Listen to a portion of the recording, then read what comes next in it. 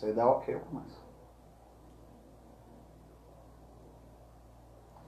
Boa noite, estamos no ar com o Diário das Eleições Especial, com a presença de Carlos Santos, de Carol Ribeiro e de Saulo Vale, para a gente bater um papo sobre política. Enquanto os espectadores vão chegando, a gente vai se preparando aqui, compartilhando nas nossas respectivas páginas no Facebook, para que todo mundo possa participar e assistir.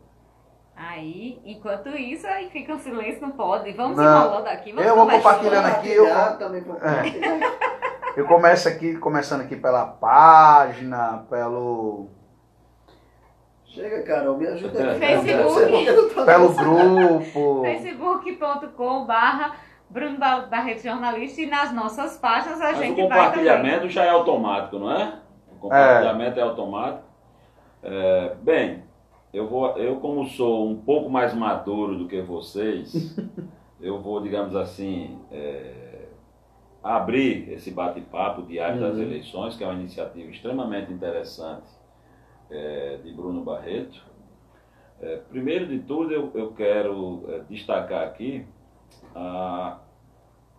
como essa iniciativa é importante, como essa ideia é interessante, porque ela criou um espaço nas redes sociais a partir do Facebook de Bruno Barreto para uma abordagem diária, como o próprio nome fala, sobre esse cotidiano das eleições, da campanha eleitoral deste ano no Rio Grande do Norte e no país.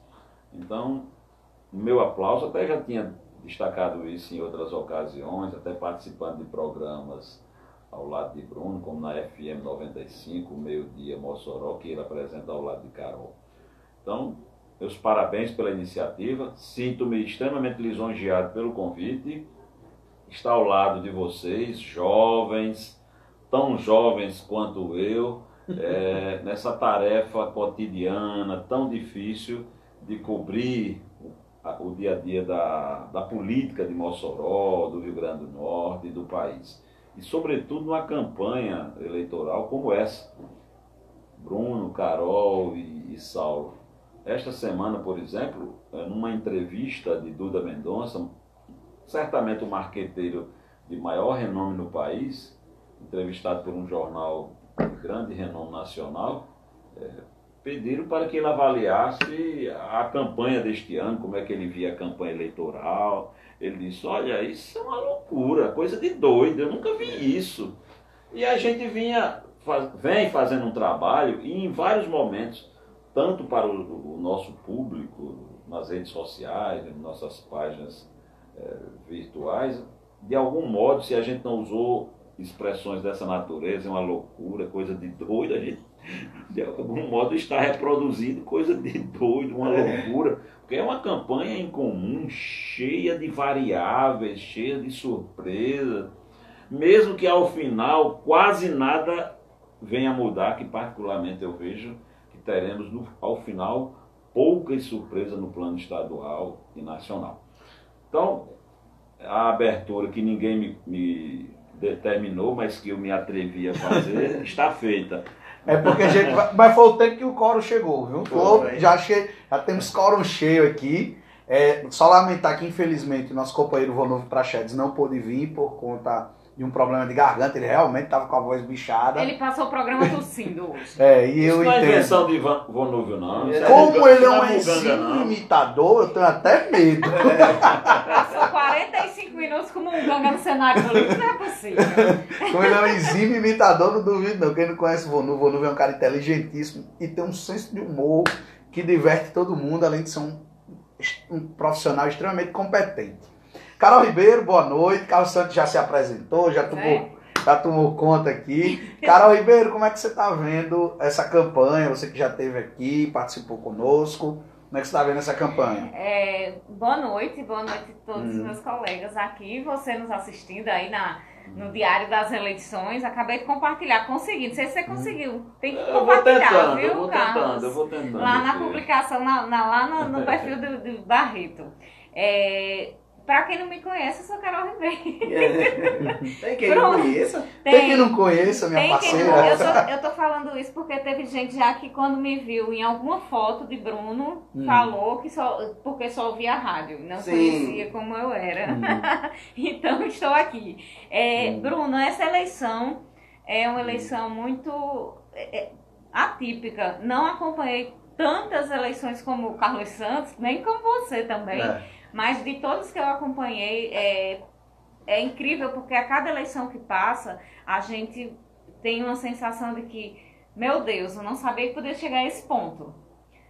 Teve algumas eleições passadas que foram mais fortes do que outras, mas hoje parece que é uma eleição que está no seu limite, e não se imaginava há alguns anos que a eleição de hoje podia chegar a isso.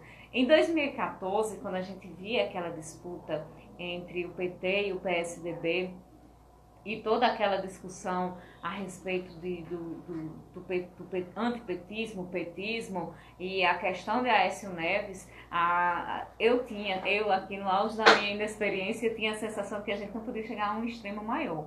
E a gente chegou a um extremo maior. E é de se analisar muito a questão sociológica de toda essa discussão, de que se chegou a uma disputa anti-PT e anti-sistema, e que ninguém consegue entender muito esse comportamento ainda que está acontecendo nas eleições. Para mim é completamente confuso. E você, Saulo, como é que você está vendo esse período? Essa é uma eleição bem diferenciada por vários fatores. A gente tem a eleição mais rápida desde a redemocratização, 45 dias de campanha eleitoral apenas, 30 dias de propaganda eleitoral de rádio e TV, mudança nas formas de financiamento da campanha, enfim, uma campanha bem atípica. Mas uma coisa, Carol já falou da polarização forte aí que acontece em nível nacional, né, entre o Bolsonaro, o Fernando Haddad, entre os dois aí que vão polarizando as eleições. Mas uma coisa que eu destaco aqui é a nova forma do eleitor participar dessa eleição. A gente vê que muitas vezes a eleição e o debate é muito mais aquecido no campo virtual do que nas ruas. Eu não acho que essa vai ser uma singularidade somente dessas eleições. Eu acho que essa vai ser uma tendência que vai se acentuar. Até porque hoje as regras eleitorais, a legislação eleitoral, ela está muito presa, né? Antigamente havia showmício, era um verdadeiro show, um comício. Hoje em dia as regras eleitorais prendem muito e isso acabou distanciando um pouco, junto com vários outros elementos, claro, que precisam ser destacados também, mas um desses fatores que tem distanciado um pouco aí o eleitor dessa movimentação na rua, mas não distanciado da movimentação virtual, onde o debate é muito mais aquecido do que na rua. Então há uma forma nova de fazer campanha e os políticos precisam se adequar a isso. Só de mostrar aqui que a participação está intensa aqui, tem Newton Dantas, tá Félix Gaia Menezes, Rômulo Arnaud, tem aqui também Newton Dantas, Elias Batista. Elias Batista faz a primeira pergunta. Fátima ganha no primeiro turno? Carlos Santos, vou começar com você. Pai Carlos Santos, olha aí. Como eu gostaria de ter esse poder de antecipar resultados, de preconizar informações que são cobradas dessa natureza, informações dessa natureza com tamanha contundência. Juro que eu não sei. O que a gente tem acompanhado é que estamos diante de uma campanha atípica, que todos já falaram aqui, mas é uma campanha que também tem algumas características que não se dissociam do que sempre foi campanha eleitoral. Quando começa uma campanha eleitoral, toda vez que começa a campanha eleitoral, começa com aquele diapasão, com aquela frieza, e muitas vezes, mesmo com essa experiência, com essa vivência que nós temos, em alguns momentos a gente chega a imaginar de que, olha, essa campanha não vai passar disso.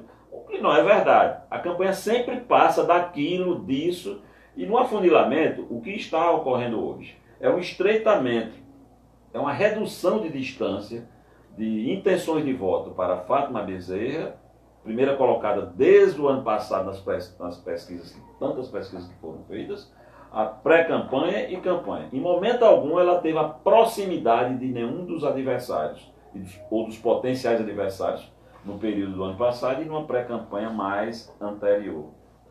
Então o que nós estamos vendo é o seguinte, há uma possibilidade de termos um segundo turno. As pesquisas que abundam nessa reta final sinalizam com essa possibilidade. Agora, há um dado que a gente não pode deixar escapar, é o seguinte, o comportamento do eleitor. O eleitor, em boa parte, ainda não sinalizou que direção vai tomar. Nós temos uma possibilidade de que boa parte desses eleitores indecisos, né, que apontam que não vão votar em ninguém, etc., uma boa parte desses eleitores pode, no dia, resolver votar em alguém. O que é que acontece com os institutos de pesquisa e temos tantos questionamentos? Eles costumam fazer essas pesquisas que são divulgadas, os grandes institutos trabalham assim, eles fazem as chamadas pesquisas quantitativas e, paralelamente, eles fazem uma espécie de auditoria na própria pesquisa. E esse é um trabalho que muitas vezes é contratado pelos grandes grupos políticos, que é a pesquisa tracking, né? É uma pesquisa de monitoramento. E os grandes institutos fazem o quê? Ainda mais numa reta final como essa, tão complexa. Eles fazem a pesquisa da pesquisa, um monitoramento. Hoje, quem tem melhores informações sobre uma disputa dessa natureza, podem ter certeza, são os principais candidatos. E esse desespero, a carta de voto, não é por acaso. É porque, de fato, nós temos uma campanha que o afunilamento se tornou dramática para os principais candidatos. Fátima pode vencer no primeiro turno? Pode vencer no primeiro turno. Mas o que é que as pesquisas nas últimas semanas ou nos últimos dias têm indicado? Uma proximidade de Carlos Eduardo Alves. Sobretudo pelo crescimento dele em Natal e Mossoró. Com eco na Grande Natal e em Mossoró, quase que especificamente, e não com eco, digamos assim, na região de maior influência de Mossoró.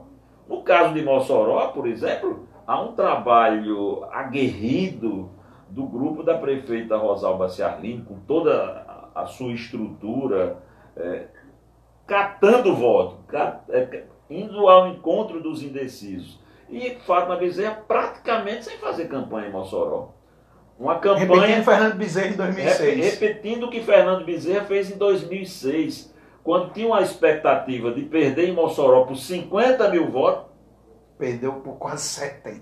E cobriria esse déficit em Natal e na Grande Natal. Ao final, Fernando Bezerra, candidato à reeleição, perdeu a reeleição para Rosalba Ciarline por 11 mil, vou repetir, vou começar pelos 11.131 votos. E ele tinha mais de 100 prefeitos com ele. Uma disputa estadual, um candidato ao Senado, senador, candidato à reeleição, perdeu por 11.131 votos. Fátima Bezerra pode perder uma eleição de primeiro turno por uma quantidade de votos dessa? Pode. Pouco menor ou maior? Pode. Pode vencer por essa quantidade? Pode. O que nós enxergamos é isso, que é uma campanha que chega na reta final com várias possibilidades, com vários viés de análise. E eu afirmar que vai ser isso, vai aquilo, eu não tenho essa bola de cristal. Eu fiz uma abordagem aqui na qual, a propósito, até me alongo, justamente para tentar explicar ao nosso internauta, queria até que Bruno lembrasse. Elias Batista. Elias e a tantos outros que estão também em dúvida e nos param na rua, pedem informações por WhatsApp, etc. Qual a inclinação? Em linhas gerais, é isso que a gente observa. Estreitou. A campanha estreitou. A curva de Carlos Eduardo está muito mais ascendente do que de fato. Ela não necessariamente parou de crescer, mas ele está crescendo mais. Os números mostram que ela não parou de crescer, mas ele imprimiu uma maior velocidade numa reta final. E toda vez que se trabalha em campanha, todo o planejamento de marketing é feito no sentido de que você chegue na última semana e atropele. Com vigor para atropelar. Se você está na frente, com grande sobra, é a ideia de consolidar e suplementar. Se você está atrás, é a ideia de força arrancada para ultrapassagem. Isso é o normal. E nesse sentido, o que eu acho é que o PT não está A Fátima Bezerra, em sua campanha, não está fazendo esse trabalho de quem está na frente. Não faz o dever de casa. Eles deram um freio, parece que se viram tranquilos, ou não sei o quê. Tem outro detalhe, há uma campanha presidencial que também toma rumos até surpreendentes. Nós temos uma situação muito parecida entre Jair Bolsonaro e Fernando Haddad. Isso pode refletir numa campanha estadual? Pode refletir numa campanha estadual. Isso pode criar um eco na campanha estadual? Pode criar um eco, pode influir. O peso dessa influência, a gente tem uma maior noção, uma proximidade da realidade com pesquisas qualitativas. Mas essa enxurrada de pesquisa, eu prefiro não analisar a maioria, mas eu seleciono alguns institutos que a gente conhece há mais tempo, que trabalha há mais tempo, para observar muitas vezes números que não são enxergados pela maioria das pessoas. A maioria das pessoas, até porque não trabalha com isso, quer saber quanto fulano tem de estimulado, quanto o outro tem atrás ou na frente. Pronto. A gente busca o quê? Estudar a curva, os gráficos sociais, idade, escolaridade, como é que está por região, então a visão geopolítica, etc. E às vezes a gente vê um comportamento que não muda de pesquisa para pesquisa, de instituto para instituto. Você muda até números, mas o comportamento não. Isso que Bruno falou, que eu preliminarmente tinha abordado, qualquer pesquisa hoje está mostrando. Fátima não parou de crescer, mas Carlos Eduardo cresce numa maior velocidade e nos maiores colégios. Quais são os maiores colégios do Rio Grande do Norte de voto? Natal e Mossoró. 30% do eleitorado. Na verdade, dá em torno de 31%. Mossoró, acho que Natal tem 23 alguma coisa. E Mossoró 7 e uns quebrados. Eu não tenho se botar Parnamirim, dá 35. Pois é. E se você englobar só a Grande Natal, a área metropolitana, ali ficam 41% dos eleitores. Então você vê que não é por acaso que a campanha se concentra nesses polos. Mas entendo que no aspecto da coligação do lado certo de Fátima Bezerra, eu acho que eles cometem um equívoco grande. E podem repetir Fernando Bezerra. Podem repetir. E aí, eu até me lembro aqui de uma passagem histórica. Napoleão, nas guerras napoleônicas, perdeu a Batalha de Borodino, acho que foi em 1812, se eu não estou enganado, que é uma cidade que fica a cerca de 120 quilômetros de Moscou. E perdeu por conta que se criou essa imagem de perdeu por senhor general, o general Inverno. Aí em 1944, 45, Hitler repetiu o mesmo erro. Colocou 3.000 tanques, mais de 1,5 milhão de homens para invadir a União das Repúblicas Soviéticas, na época, que hoje é a Rússia. É a Rússia, ou parte do que foi a União Soviética, hoje é a Rússia. 3.000 tanques, centenas de aeronaves, 1,5 milhão de homens, e não conseguiu vencer o general Inverno. Repetiu um erro grosseiro, né, de Napoleão Bonaparte. Eu dei um mote dessa questão de Fernando Bezerra, eu vou lhe cobrar amanhã um artigo analisando, fazendo essas duas analogias e casando a situação de Fátima com a de Fernando Bezerra. Logo no dia de sábado. Quero saber, não, eu trabalho que só dia de sábado. Saulo Vale.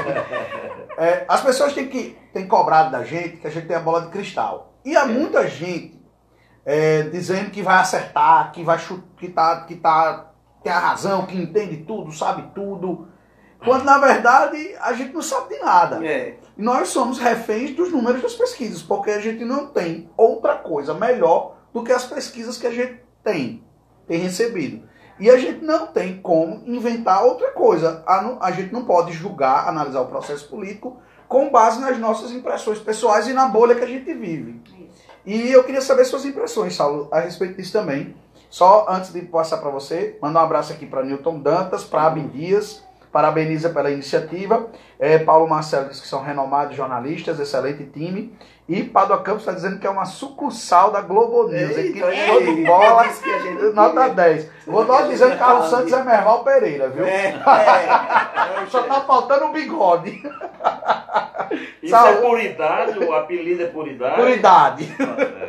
As pesquisas eleitorais, eu concordo, são um termômetro muito importante para a gente, principalmente jornalista, para quem acompanha, para os políticos mais ainda, para o eleitor que tem uma curiosidade imensa em saber como é que se posiciona. Eu sempre tenho muito cuidado também com pesquisa eleitoral e vejo que vocês compartilham desse cuidado, de que a pesquisa, de como ela é mostrada para o público, porque tem pesquisas e pesquisas. Tem pesquisas que são verdadeiras encomendas e que são contratadas propositalmente para beneficiar alguém, né? E tem pesquisas que trazem uma amostragem mais real. Eu vi uma postagem do blog do Barreto que diz que vai fazer, né? Vai fazer na segunda-feira, vai colocar. Eu vou mostrar quem errou e quem acertou. Acertaram os institutos que mais erraram. Pode ter um quadro diferente do atual? Absolutamente pode. As pessoas estão citando muito o exemplo da eleição de 2014, quando tinha presidencial, quando tinha a Dilma em primeiro lugar, às vésperas da eleição. Em segundo lugar estava a Marina Silva e em terceiro lugar, até um pouco distantezinho de Marina, estava o Aécio Neves. Mas só que as pessoas não citam um detalhe. Perdão por interromper. Pode interromper. No sábado que antecedeu a eleição, foi publicada uma pesquisa Ibope, Datafolha, e a Aécio atropelou Marina da quinta para o sábado. Então, do sábado para o domingo, ele só fez consolidar a maioria que ele aplicou para Marina. Aí as pessoas ficam lembrando da pesquisa do meio da semana. E o que vale é a última. 4 dias antes da eleição. Na última já estava consolidado ele no segundo turno, já tinha aberto 12 pontos. As pesquisas não erraram. Então tem uma sondagem aí, tem de que as pesquisas elas podem, vamos ver se elas vão acertar, vamos ver se elas vão errar, porque muitas vezes algumas são colocadas de propósito também, que é para influenciar. Ainda tem muito eleitor que pensa assim, não, vou votar quem está ganhando, que é para acabar logo essa eleição no primeiro turno. Ainda se vê algumas pessoas com aquele voto, eu não vou perder meu voto, eu vou votar em quem está ganhando. E pesquisa realmente influencia. Então a gente tem que ter um pouco de cuidado, eu sempre olho com uma certa suspeita. Claro, são importantes, a gente tem que publicar, é um dever do jornalista, tem que acontecer. Há institutos que são mais renomados, outros menos, como é o caso, os mais renomados, o Ibope, o Datafolha, etc. Outros nem tanto, mas enfim, é um termômetro importante que não determina a eleição. Vamos ver se vão se confirmar ou não os números. Padua Campos diz aqui que acompanha e gosta de política, que nós fazemos a diferença na cidade. Ronaldo Silva diz que essa entrevista de Bolsonaro ontem à noite configura crime eleitoral mesmo? Olha, eu não acompanho muito a TV Record. Então, se eu disser que a Record recebeu outros candidatos para fazer aquele tipo de entrevista, eu estaria mentindo ou passando informação improcedente, porque eu não conheço.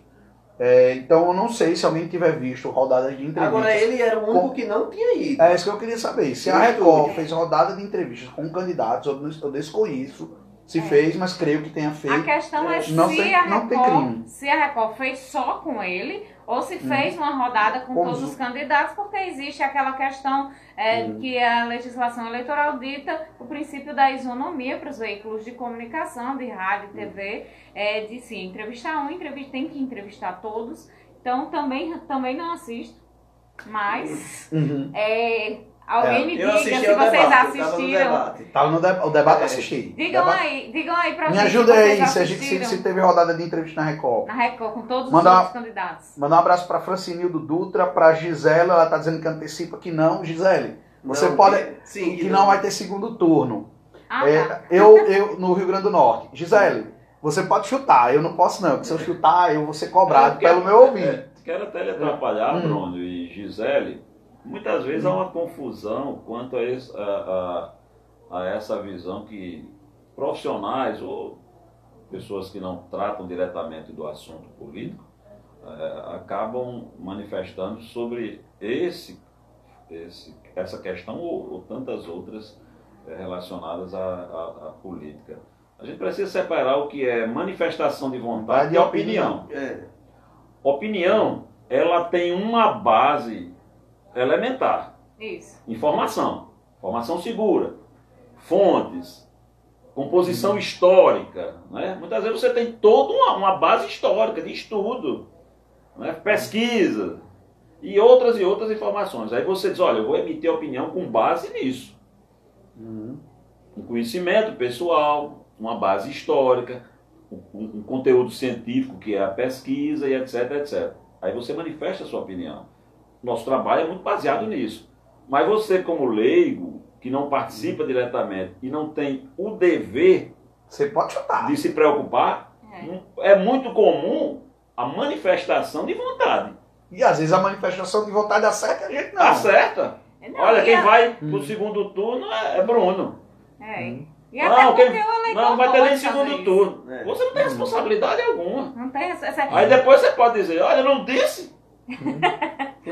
A minha vontade acertou. A gente precisa separar. A gente, quando fala essa questão, a gente estava aqui falando sobre as pesquisas, a veracidade de pesquisas ou não. Muitas vezes a gente vê por parte do eleitor que está num momento de muita emoção e muita paixão, principalmente agora. Tem gente aí já pedindo, que eu já vi, para Bruno dizer quem são os deputados que vão entrar. Já estou doido para essas perguntas.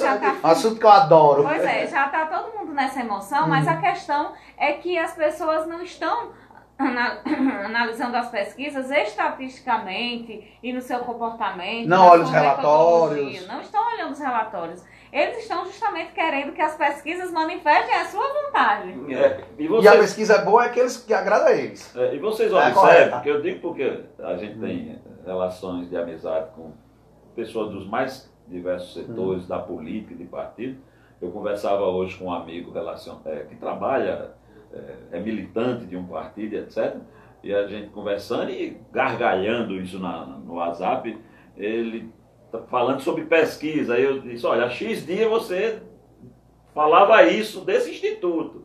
Aí agora já mudou. E ele começou a rir. Aí eu disse, mas não tem jeito. Toda campanha pesquisa mata e morre. Quer que eu dê uma coisa engraçada? Publiquei ontem a pesquisa da Consult na terça-feira, acho que foi terça ou foi quarta, não lembro, terça-feira, pesquisa da Consult, resultado, no Rio Grande do Norte, Haddad ganha. Pesquisa, a pessoa veio e disse que a pesquisa era comprada.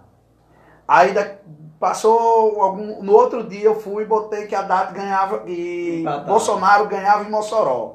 Aí essa pessoa eu flagrei nos grupos do WhatsApp compartilhando o link, dizendo, Bolsonaro tá ganhando em Mossoró. Aí eu disse, é a mesma pesquisa comprada, porque Haddad ganhava na RN. Então, é desse jeito. Edilson Lopes Freire, seu Edilson, gosto tanto do senhor, mora no meu coração, sempre muito ácido, né, seu Edilson? Ele diz aqui, tem alguém aí que não seja petista? Eu estou vendo 4 jornalistas. Tem, mas tem sim. Não, eu estou vendo 4 jornalistas. Ninguém que é afiliado ao PT, não. Eu não sou, não. Pois é, não sou afiliada a nenhum partido político, mas tudo parte, Bruno, dessa questão que a gente está conversando. A diferença do eleitor, da pessoa que está ali apaixonada e do profissional jornalista.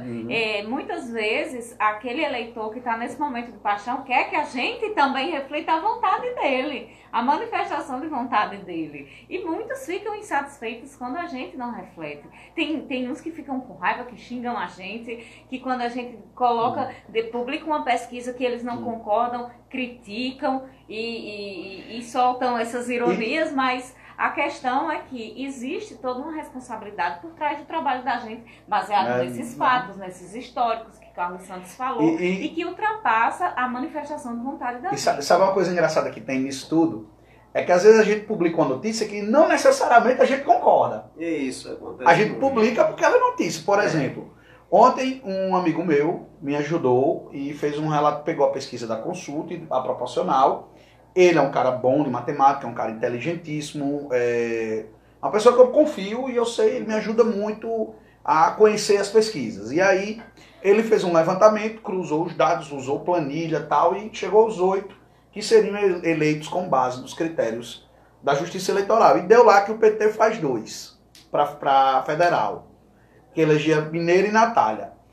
Eu, pessoalmente, não acho que o PT faz 2. E aí, quando eu publiquei lá o estudo, que foi todo com cálculo, tudo bem direitinho, um monte de gente ligou para mim. Teve deputado que ligou para mim, dizendo, você é doido, o PT não faz 2. Eu disse, não faz, mas na pesquisa Consult fez. A pesquisa disse que o PT fazia 2. Eu não. Se isso ocorrer, será, para mim, a grande surpresa da campanha. Pouco provável. Independentemente de qualquer outra coisa. Mas é pouquíssimo provável. Mas, e aí? Olha, provavelmente, internautas, Saulo, Carol, Bruno, nós teremos das 8 vagas à Câmara Federal que são destinadas ao Rio Grande do Norte, nós teremos 6 eleitos pelo quociente eleitoral. Provavelmente 2 vão para sobras. Ninguém individualmente será eleito sozinho. Ao contrário de outros anos. Já aconteceu isso, né? O recorde de federal é Fátima Bezerra, 220 mil votos. Pois é, isso provavelmente não ocorrerá. Nós teremos dos 8 eleitos, 6 serão eleitos pelo quociente eleitoral e 2 vão para a sobra. E é importante a gente também atentar para um detalhe.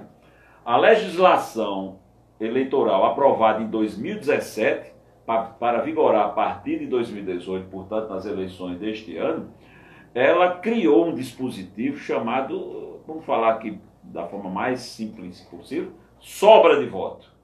Essa sobra de voto existia em todos os pleitos anteriores, ou a partir de determinado tempo de mudança na legislação, ela existia no formato do quociente eleitoral. Você elegia X cadeiras, ocupava X cadeiras, e a sobra do quociente, os partidos ou coligações, pegava. A Justiça Eleitoral ia identificar as maiores sobras e terminava elegendo, completando Agora você pega a sobra sem atingir o quociente eleitoral. Você hoje em dia, digamos, um partido ou coligação pode eleger um deputado federal sem ter atingido o quociente eleitoral.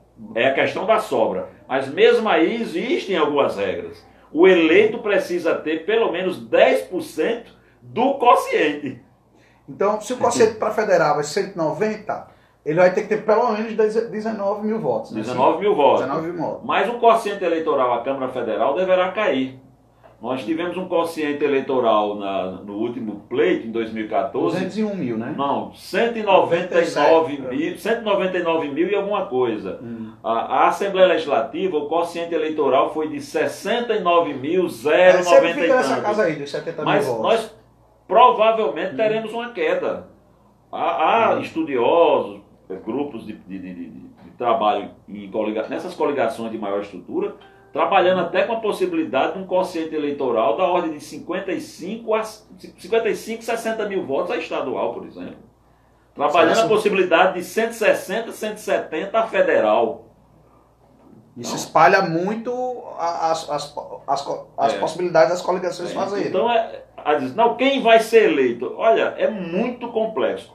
Hoje eu diria que a gente tem uma possibilidade, em função desses estudos, e não por achismo, não por manifestação de vontade, mas nós temos uma possibilidade aqui, de acertar ter uma margem considerável de acerto, em função desses estudos, de conhecimento, etc. É por isso que eu venho dizer... O segundo nome do PT à Câmara Federal, para mim, será uma grande surpresa. Eu considero pouco provável. E tanto, voltando para essa questão de como a gente às vezes publica as coisas, às vezes não necessariamente concorda, nas minhas contas, graças a esses dados aí que você apresentou, que eu também tenho trabalhado, estudado, nas minhas contas dá para o pessoal fazer um estadual. É possível. Mas na pesquisa da Consulte, o pessoal não faz. Não pontua. Então, é preciso ter calma e entender, porque eu entendo que é difícil às vezes compreender. Mas, Bruno, em relação à pesquisa proporcional, o que é a pesquisa para vagas proporcionais? É aquela pesquisa que tenta identificar os nomes com intenções de voto à Assembleia Legislativa, quando é o caso, a Câmara Municipal, a Câmara Federal. Há uma margem de erro muito alta quando a pesquisa é a cargo proporcional, a Assembleia Legislativa, que são os casos agora, Assembleia Legislativa e Câmara Federal. Por que a margem de erro é muito alta? Porque existem vários componentes, muitas variáveis.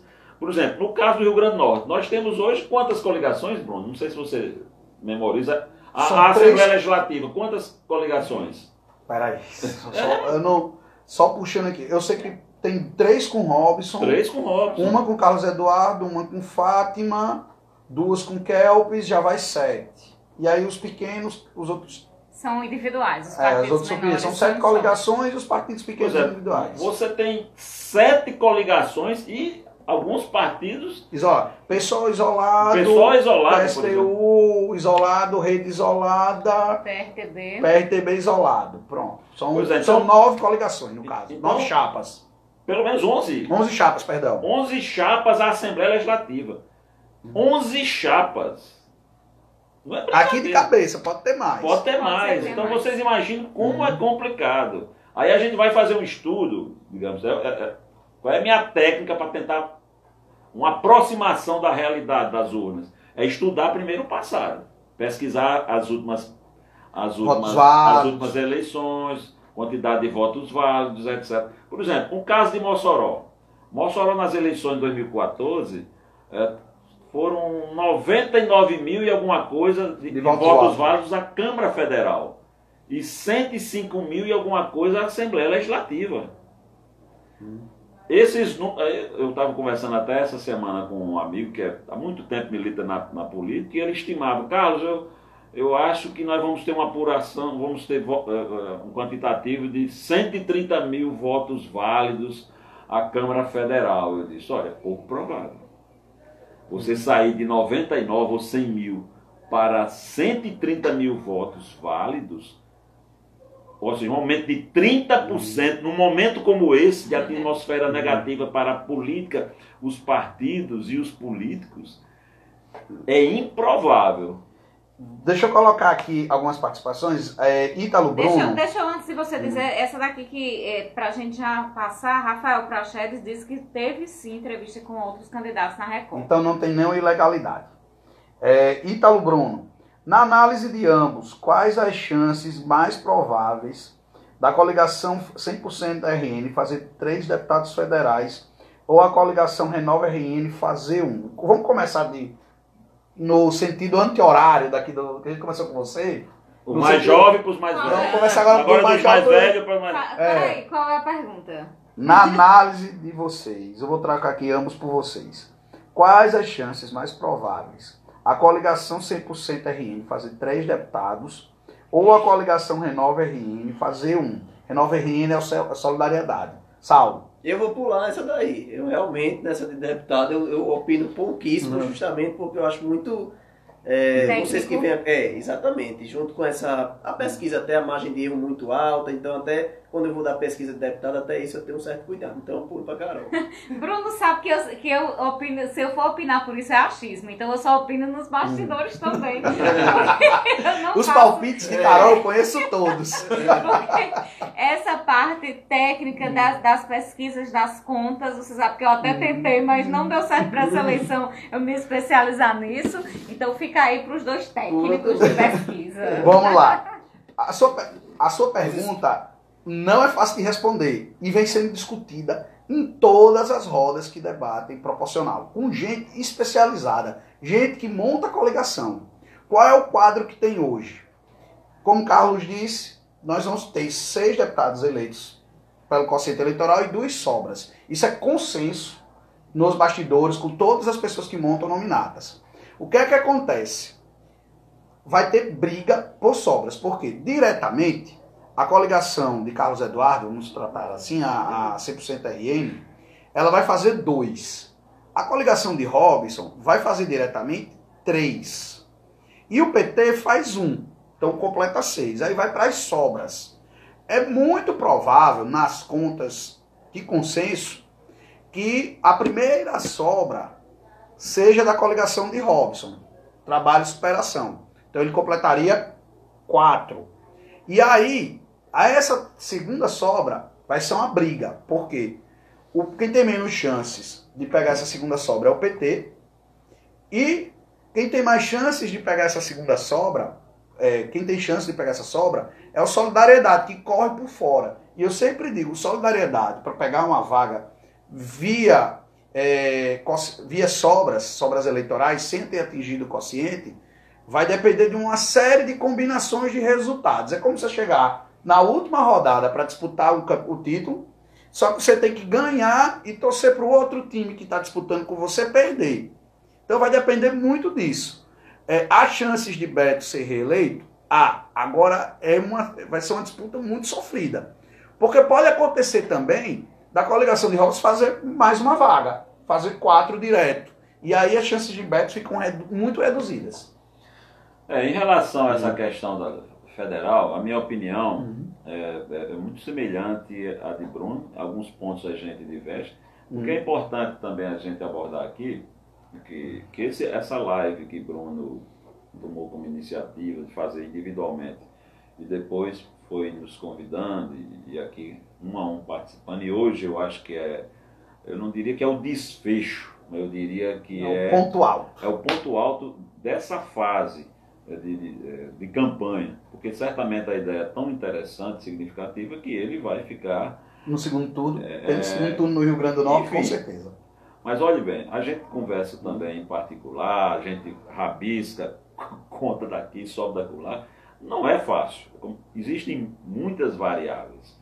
Há um fenômeno ocorrendo há algumas semanas, é uma campanha curta, a gente fala em semanas, parece até que a campanha tem 3 meses, como já chegou a ter, etc. Mas vamos falar em semanas, há poucas semanas, um fenômeno, por exemplo, ocorrendo na coligação Trabalho e Superação, encabeçada pela majoritária de Robson Faria, que é o crescimento visível, e as pesquisas apontam isso, de um nome como Benes Leocádio. A estimativa que a gente conversa aqui, conversa em Natal e etc., conversa com pessoas dos mais variados partidos, coligações, a estimativa é que Benes, numa situação, entre aspas, normal, chegou inclusive a ser cotado para ser vice, chegou a ser anunciado para vice de Robson, e o próprio partido dele não aceitou, porque entendia que era uma aposta dele se ele viabilizar, e na pior das hipóteses, de não ser eleito, mas somaria para o alcance de um capital eleitoral importante para os partidos, aquela questão da cláusula de barreira, cláusula de desempenho. Digamos, muita gente não sabe, mas a gente vai tentar simplificar. A cláusula de desempenho ou de barreira é uma obrigação que todos os partidos, são 34 ou 35, bom, são 35 partidos. Hoje, né? 35 partidos. Hoje, pois bem. Esses partidos que participam da campanha eleitoral, eles têm a obrigação de conquistar pelo menos 9 deputados federais em estados diferentes, ou 1,5% dos votos válidos à Câmara Federal do país. Porque senão, até 2030, com essa sequência de eleições, esses partidos vão desaparecer. Porque então, o trabalho é para reduzir o número de partidos mesmo. Então a prioridade dos partidos não é eleger governador, não, nem senador, nem presidente da República, não, é eleger deputado federal. Então Benes chegou a ser um nome cotado e o próprio partido vetou. Mas Benes, em função até de uma tragédia pessoal, que eu não quero aqui detalhar, porque é uma coisa que magoa a todos nós, a violência que ocorreu na família dele, mas a partir daquela situação de comoção, acho que tomou conta de todo o Estado, ele passou a receber apoios espontâneos, e hoje eu diria que Benes é um candidato suprapartidário. E é um nome que nitidamente está crescendo e pode alterar essa balança de escolhidos à Câmara Federal. Eu entendo... Pode se tornar um puxador de votos. Eu acho que hoje ele já é um puxador de votos. Então há uma possibilidade de pelo menos 4 deputados eleitos na coligação Trabalho e Superação. Não descarto isso também. Pelo menos 4 eleitos. Então você... Se isso acontecer e for nesse sistema de 6 e 2 sobras, se isso acontecer, o PT com certeza fará um direto. E se acontecer de fazer 4, a primeira sobra vai ser da coligação de Carlos Eduardo. E aí só isso aí já roda Beto. Pois é, a grande dificuldade aqui, a gente fala sobre o deputado moçoroense, Beto Rosado, a grande dificuldade é que os partidos que compõem a coligação 100% RN, da qual Beto faz parte com o PP, não fizeram um trabalho de pré-campanha elementar, básico, na formação de nominatas, ou seja, de lista de candidatos, uns como puxadores e outros esteiras, para complementar a soma de votos. Essa é a grande dificuldade. Beto pode ser muito bem votado e ficar fora. Muito bem votado e ficar fora. Essa é uma realidade que a gente tem que observar. Eu particularmente acho, por exemplo, no caso do PT, Fernando Mineiro, a minha aposta é essa, vendo números, etc. Claro, a capilaridade que ele tem em todo o estado. Eu acredito que ele deva ficar, inclusive, entre os 4 mais votados, os 5 mais votados. Eu não tenho dúvida quanto a isso. Inclusive, há uma perspectiva dele ter uma boa votação em Mossoró. Certamente será muito bem votado. Que vão ter que se ele, né? Exatamente. Pesquisa, e vão certamente tratar isso como votação para um forasteiro. Eu não gosto desse termo. E mesmo assim, é preciso um detalhe. Ele não é da base de Mossoró, a base dele não é em Mossoró, mas ele vive em Mossoró. Nós aqui entrevistamos mineiro por várias vezes ao longo do ano. Acho que dos deputados que não tem base aqui, é o que mais anda pela cidade. Bruno, o nome dele também é um nome interiorizado. Em relação a isso, é importante que a gente também faça, eu costumo fazer essa pregação, porque os grupos mais tradicionais, ou o grupo eles pregam essa questão nativista, tradicional de Mossoró, eu entendo que é uma estratégia político-eleitoral, digamos assim, compreensível. Fazem esses grupos, ou esse grupo faz uma pregação de que votem nos candidatos de Mossoró. Mas o danado é que os candidatos são sempre da família, né? Você não vê que eles defendendo vote no candidato X que eu apoio. São sempre da família. E um detalhe, essa eleição é estadual, gente. O deputado federal, ele é votado no estado todo. Um deputado estadual, por exemplo, nativo de Mossoró, eu não vou citar nomes aqui, seguindo essa ótica, essa pregação, não é para ser votado em Natal. Porque não é de Natal. Só que nós não estamos em voto distrital. Não é voto distrital. Aqui eu acho que não me permita citar o nome, mas existe o trauma de Galeno, que deu um gás a esse discurso de que eleger gente. Mas nós temos exemplos também de deputados nativos de Mossoró absolutamente improdutíveis. Improdutivos. Tô me coçando para citar um nome aqui. Eu não vou citar nomes, mas se você for fazer um levantamento na Assembleia Legislativa, e há histórico disso, produtivo. Ontem, até numa roda de conversa, lembramos que ele nunca botou uma emenda na UERN, mas vamos... Eu queria tratar a pergunta aqui... Mas só complementando. Para a gente... Vamos falar de números, porque aqui a gente fica com... Não tem achismo. Vamos falar de números. Em 2014, as últimas eleições estaduais, nós tivemos 240 candidatos à Assembleia Legislativa, inscritos. Em Mossoró foram votados 209. Nós tivemos, naquele ano, 82 candidatos à Câmara Federal no Rio Grande do Norte, inscritos. Em Mossoró foram votados 78. Inclusive todos os eleitos da Assembleia Todos os eleitos à Câmara Federal e à Assembleia Legislativa foram votados em Mossoró. Mossoró é uma cidade de polo. Cidade de polo. Vai votar de gente de fora e de gente de dentro. Claro, e Mossoró tem voto para eleger 2, 3 nessa campanha e mais uns 4, 5, 10 é só eles trabalharem direito. Deixa eu fazer aqui, dar sequência aqui. Bolsonaro, pergunta Francine, eu vou fazer as 2 perguntas e passo para vocês, para a gente fazer aqui nesse sentido, voltando. Francinildo Dutra pergunta, e Bolsonaro ganha no primeiro turno? Ali Elias Batista completa. Não ganha, Bolsonaro não ganha nem no segundo. O que é que vocês acham? Eita. São 2 perguntas. Ele está perguntando se ganha no primeiro. Se ganha no primeiro. E aí outra pergunta se não ganha nem no segundo. Nem no segundo. Ixi, Maria, é uma adivinhação, vai. Olha, eu acho que há uma polarização muito forte. É difícil a gente dizer assim se ele vai ganhar ou não vai ganhar. Eu particularmente, se fosse, permita-me palpitar, diria que há uma tendência muito forte para o segundo turno, devido à polarização que há entre o Bolsonaro e entre o Fernando Haddad. O próprio movimento Ele Não e o Ele Sim intensificou esse processo de polarização entre os 2 candidatos. Daí a gente tem uma campanha até muito diferente, presidencial, em que o PSDB, pela primeira vez, não polariza na eleição, pode ficar de fora em um eventual segundo turno. Mas eu sei de uma coisa, eu sei que Bolsonaro ele vem muito forte, ele está muito forte.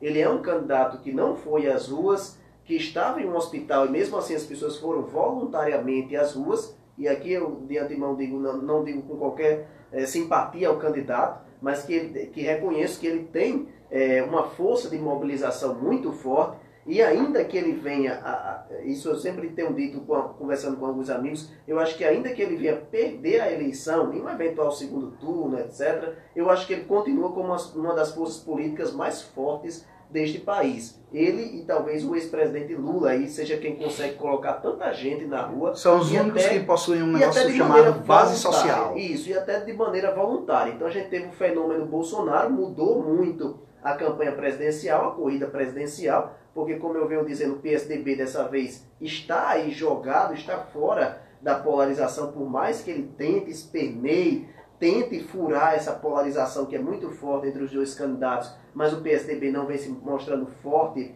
a esse ponto, curiosamente, né? O próprio Geraldo Alckmin já chegou muito próximo, já teve votações muito expressivas para o PSDB em um segundo turno, dessa vez caminha para não ser eleito em nenhum dos dois cenários, e a outra pesquisa era se ele não ganha, né? Se ele não ganha no segundo turno. No segundo turno a gente vai ter um cenário um pouco diferente aí do primeiro turno. A gente precisa ver quem é, por exemplo, que vai com o Bolsonaro. Até agora as pesquisas indicam que essa pessoa é o Haddad, e se mostra, segundo as pesquisas, mais competitivo para ir ao segundo turno, e lá a gente vai ver essa polarização muito forte entre os dois candidatos, vai se intensificar ainda, e tem uma coisa, não vai acabar no dia 28 de outubro, se houver mesmo segundo turno, etc., não vai acabar essa polarização não, essa polarização vai se acentuar, infelizmente o país vai continuar dividido, seja com o Haddad presidente, seja com o Bolsonaro presidente. Carol? Bolsonaro, ele soube aproveitar o momento que o país estava vivendo desde o impeachment da presidente Dilma Rousseff. Quando ele começou a ver a insatisfação das pessoas com todo o sistema, e quando o presidente Michel Temer não atendeu ao que os brasileiros queriam, ele conseguiu aproveitar o momento certo para começar a trabalhar o seu fortalecimento através das redes sociais. E eu digo que ele foi o único candidato que soube utilizar as redes sociais. E ele começou com memes, viu? Foi como, fazendo um comparativo aqui bem rasteiro, mas é como o Cabo da Ciolo. Ele começou como um meme, as pessoas achando engraçado, compartilhavam as respostas dele. E aí ele começou a viralizar e bombar. Mas eu não acredito que isso tenha sido por acaso. Eu acho que ele já trabalhava seu nome, já imaginava que poderia ser um nome à disputa, e tomou como exemplo um grande ídolo dele, que é o presidente dos Estados Unidos, que fez a campanha dele já nas redes sociais. Que foi de piada a presidente. Exatamente. Embora eu ache que não há tantas semelhanças assim, não. Mas ele quer colar isso. E ele se identifica, exatamente, afirma que se identifica em tudo. Então ele conseguiu se fortalecer, foi o único candidato que soube utilizar as redes sociais realmente, que soube construir essa base social que você fala, Bruno, sem sequer estar na campanha. Quando ele chegou à campanha, ele já tinha essa base, e ele conseguiu, sem nem sair às ruas, sem participar de debate, mal deu entrevista agora, mas ele se disponibilizava pouco a aparecer em eventos sociais de mídia, digamos assim, oficiais, mas veio fortalecido e está cada vez mais fortalecido. Soube muito bem fazer. O que eu acho que favorece a realização de um segundo turno é a quantidade de candidatos que existem, e também eu acho que a existência de Ciro Gomes. A candidatura de Ciro Gomes favorece, porque o antipetismo aí tem uma saída além Bolsonaro, para quem não concorda com o extremismo. Não simpatiza com ele. Não simpatiza com o candidato Bolsonaro. Para um segundo turno, pelo que as pesquisas estão indicando, com Bolsonaro e Haddad, aí vai ser uma outra história, porque o antipetismo é muito forte. Eu acredito que Haddad vai ter uma dificuldade em enfrentar esse antipetismo e em conseguir, inclusive, os apoios que ele precisa para isso, e convencer as pessoas de que ele é o nome ideal. Eu acho que essa campanha é muito difícil, e que o Bolsonaro está muito fortalecido. A curva de Bolsonaro é para cima.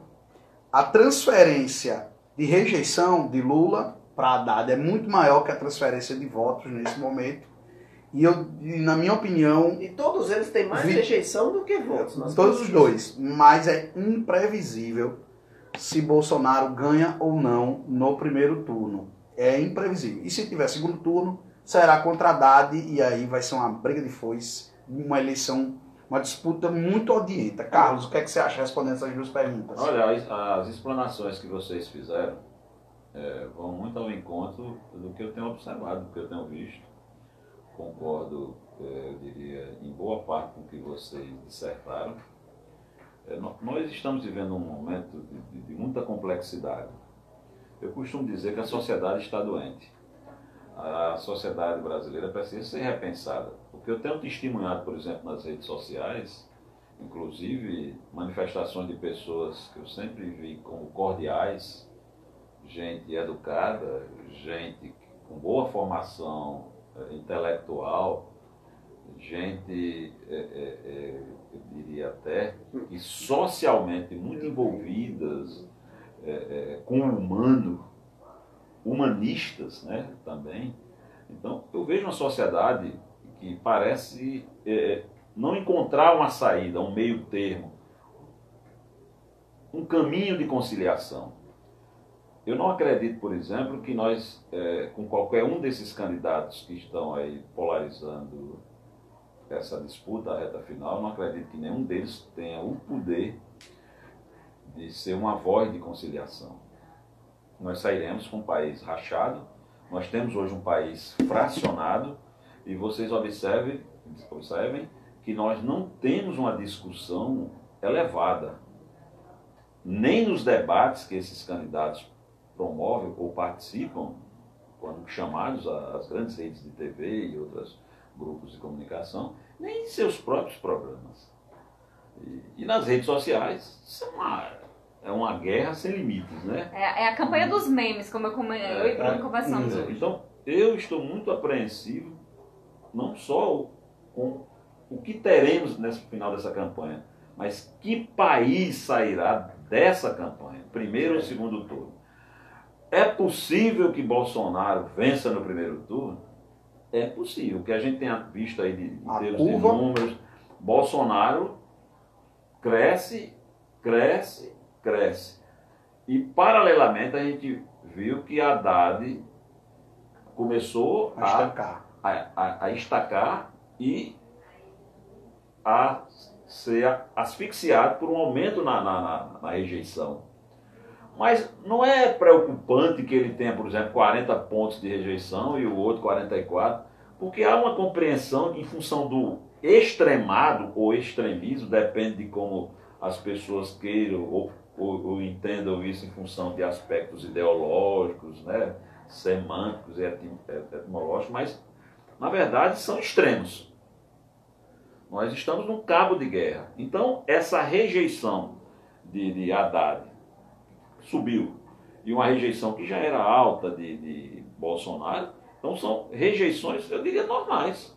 E nós partiremos para um segundo turno, se houver segundo turno, há uma possibilidade de segundo turno, com esses dois candidatos encarnando o que eu considero outra campanha de exclusão.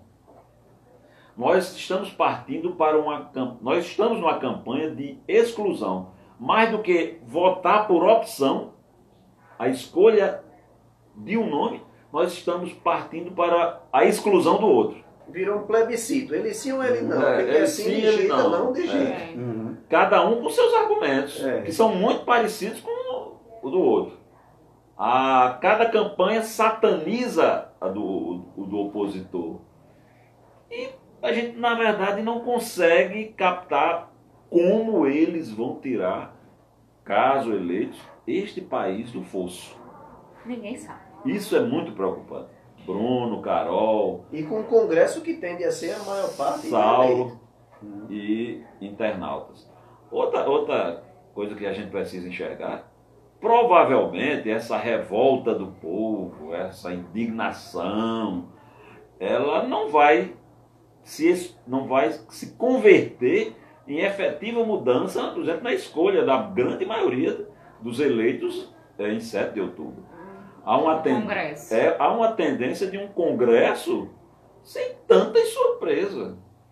Inclusive, vários políticos tradicionais, sem viabilidade numa disputa ao Senado ou governo do Estado, desceram de patamar. Calçaram as sandálias da humildade. E eu acho sensato. Política é uma atividade de inteligência e de transpiração, como eu costumo dizer. Então nós vamos ter, por exemplo, uma Câmara Federal com vários nomes expressivos da política nos últimos anos e décadas, pontificando na Câmara Federal. Um caso que eu acho que está na iminência de se consolidar é a possível eleição de José Agripino à Câmara Federal. E será, não tenho dúvidas, gostem ou não dele, uma das grandes lideranças da Câmara Federal, a chamada Baixa Câmara. Leio algumas participações aqui dos telespectadores. Interessante ler, né? Porque as pessoas ficam... Marcel Robson diz que é olho no Flamengo, outro aqui na Bruno. Mandar um abraço aqui também para Rafael Prachedes. Ele já tinha falado aqui das entrevistas. Elias está dizendo que Carlos Santos passa muita credibilidade. Cleber está dizendo que é um time de peso. Gabriel Anjo está dizendo que Saulo é um grande jornalista. Eita, obrigado, tem mais aqui a parte. Mandar um abraço para Mário Hilo, para Raul Fran, Maria Beatriz. Márcia está dizendo que admira muito Carlos Santos, que é um cara inteligente. Nélia Rocha diz que está chegando atrasada. E aí eu volto para Ítalo Bruno. Fui fazendo de trás para frente para mandar os alôs e depois voltar para a pergunta. Ítalo Bruno faz mais uma pergunta interessante sobre a coligação, mas é aquelas perguntas interessantes que era para trocar esse microfone aqui por uma bola de cristal. Ele diz aqui: quem vai ganhar? Coligação Renova RN. Qual nome desponta como favorito caso eleja um federal? Girão, Laura ou Bertone Marinho? Não vejo ninguém além desses três. Se fizer um, é um desses três. Um dos três não tem como saber quem. E Edilson Lopes, ele está dizendo aqui que Geraldo Mello anunciou apoio a Geraldo Mello. Hoje eu fiz Bolsonaro. A Bolsonaro, perdão. Geraldo Mello anunciou apoio a Bolsonaro. Eu hoje fiz a média das pesquisas e Geraldo Mello ficou para trás. A pesquisa da Perfil botou ele lá em cima. Foi. Mas a da Consulta e a da Seta e a Fierne de hoje, da Serpos, foi um balde de água fria. Eu já olhei ali a da Alpine, ainda não publiquei, mas eu já olhei o extrato, também bota ele para baixo. Então, Geraldo Mello está dando a última cartada. Ele já é um vitorioso nessa campanha, na minha opinião, porque ele, sendo candidato de Robinson, ele consegue ter um desempenho melhor do que o de Robinson, conseguiu evitar que Jacome crescesse, colou nos Alves como segundo voto de Garibaldi, e Garibaldi o segundo voto de Geraldo Mello, diga-se de passagem, é o mesmo perfil do eleitorado, e ele mostrou um fôlego surpreendente. Até porque Geraldo Mello não disputava eleições há 12 anos. Então, e de repente, ele independente do resultado da eleição domingo, para mim, Geraldo Mello é um vitorioso. Isso aconteceu nos últimos 20 dias, né? Ele entrou na campanha, não fez uma pré-campanha longa. Não. Quando ele entrou, passou um bom tempo sem aparecer nas pesquisas e nos últimos 20 dias, de repente, ele apareceu, foi uma surpresa. Inclusive, isso, colar em Bolsonaro é cartada. É uma última cartada. Agora eu só quero observar uma coisa. Mas Robson também, há pouco tentou colar. Disse que tinha simpatia por Bolsonaro. Eu até avisei no blog Carlos Santos que ele chegou atrasado, porque Herói Bezerra, é o candidato ao governo pelo PRTB, já tinha dito isso no primeiro debate, no dia 16 de setembro, de agosto, 16 de agosto. Eu já disse que era o candidato de Bolsonaro. Olha, eu sou candidato de Bolsonaro, então Robson chegou atrasado aí há algumas semanas. Só um detalhe que a gente precisa observar. A gente tem que conhecer o perfil do eleitorado. O perfil do eleitorado de Bolsonaro é o cara antissistema. Sobretudo. Tem aquele pessoal que é o bolsonarista de primeira hora, mas tem um sujeito antissistema. E Geraldo Mello é sistema. Então não é fácil assim, só porque tem porque ele simpatiza com o Bolsonaro de última hora, que ele vai chegar lá e conquistar o eleitorado do Bolsonaro. O eleitorado de Bolsonaro tem muito mais afinidade com o Capitão Stevenson, que é o candidato antissistema viabilizado. Então, não faz sentido, não acredito no efeito prático desse apoio de Geraldo Mello a Bolsonaro. Há um dado interessante, ou vários dados interessantes sobre Geraldo. Ele me surpreendeu, o desempenho. Eu não esperava também. Ele me surpreendeu.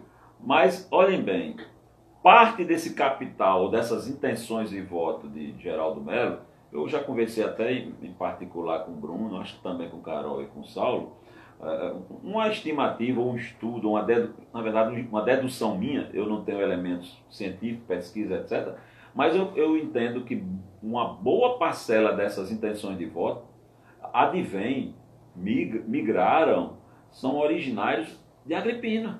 Sim. Agripino, quando deixou de ser candidato... Geraldo cresceu.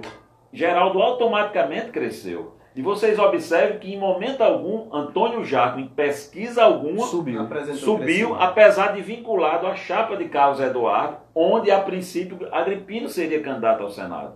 Eu entendo até pela identidade ideológica, voto, a origem do voto, o extrato do voto, a essência, o substrato. Eu entendo que boa parcela das intenções de voto de Agripino não migrou para Antônio Jacques, que o substituiu, mas para Geraldo.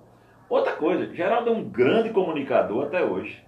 Geraldo foi um dos oradores. Olha, eu sou um pouquinho mais velho que vocês, mas eu sou de uma época em que Geraldo prendia multidões de madrugada. Milhares de pessoas aguardavam ao final do comício, showmício, depois de muito som de axéia, para ouvir Geraldo Mello, um grande orador. E eu achei interessante que nas redes sociais, algo novo para o próprio Geraldo, sim, onde ele circulava no Facebook, no Twitter, mas no Facebook escrevendo, porque ele escreve muito bem, foi jornalista, escreve muito bem. É um homem inteligentíssimo, muito lúcido. Geraldo tem um texto enxuto, moderno. Tem muito jornalista que não consegue ser moderno como Carlos, ele. você agora... É um homem de 82 anos, eu acho. 83 anos, que instantaneamente se adaptou às novas tecnologias. Geraldo é um homem cibernético. Então ele soube trabalhar a linguagem virtual com muito talento. As redes sociais dele são muito eficientes. As redes sociais dele, ele por si só, claro que há toda uma produção técnica, mas ele tem um conteúdo atraente. E quando você começa a falar de Geraldo Governador, que tinha filas no estádio Nogueirão para receber salário, quer dizer, boa parcela desse eleitor aí desconhece. Isso não chega a alcançar, não chega, inclusive, eu diria, a dilapidar um potencial crescimento de Geraldo. Boa parte desse eleitor de hoje não sabe o que aconteceu em 87, 88, 89, etc. Não há nem, os jornais da época nem existem mais. Pois é. Não há nenhuma documentação assim que tenha chegado às redes sociais. Carol, eu conversava com o Carol esta semana exatamente isso. Geraldo Mello tem 83 anos e não é uma pessoa ultrapassada. Não. É extremamente lúcido. Porque a gente tem que saber separar a idade da modernidade, a idade cronológica da idade dele com a relação com a modernidade.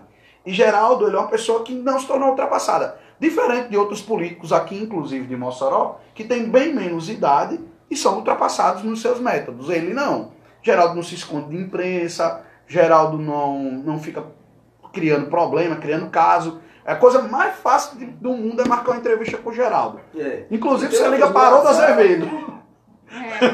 Eu uma vez eu entrevistei ele, eu disse, Geraldo, me faça uma no ar, eu disse, me tira uma curiosidade. Quem mexe nas redes sociais do senhor é o senhor?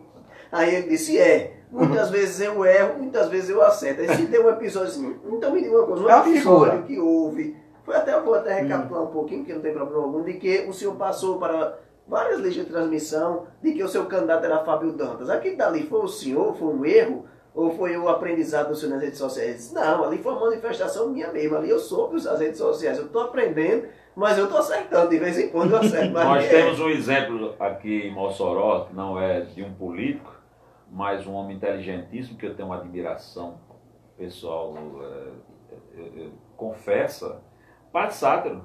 Padre Sátiro é um homem que não para de aprender e de ensinar, principalmente. Padre Sátiro está nas redes sociais. Vez por outra ele dá uma cacetada. Não é assessoria, não é... É interessante. Eu até pedi essa semana, sem o consentimento do senhor, não, você, viu, Sátiro? Eu pedi ao Padre Charles, diretor da Faculdade Diocesana e do Colégio Diocesano, o seu zap. Aí Padre Charles passou o zap de Padre Sátiro. Ou seja, está totalmente ele está todo, é um homem conectado. E eu acho muito interessante essa questão de se conectar, independente da idade, de entrar nesse mundo, é um mundo real, é virtual, mas assim, é realidade hoje. E é importante para se trabalhar a relação com as pessoas.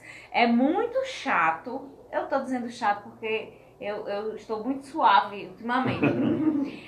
Quando você entra em contato com o candidato posta como se fosse ele, não especifica que é assessoria, mas na verdade quando você chega e tem um contato pessoal com ele, você percebe que ele não sabe nada que está acontecendo no mundo virtual em torno do seu nome. Ele não participa, não acompanha e não tem o menor conhecimento.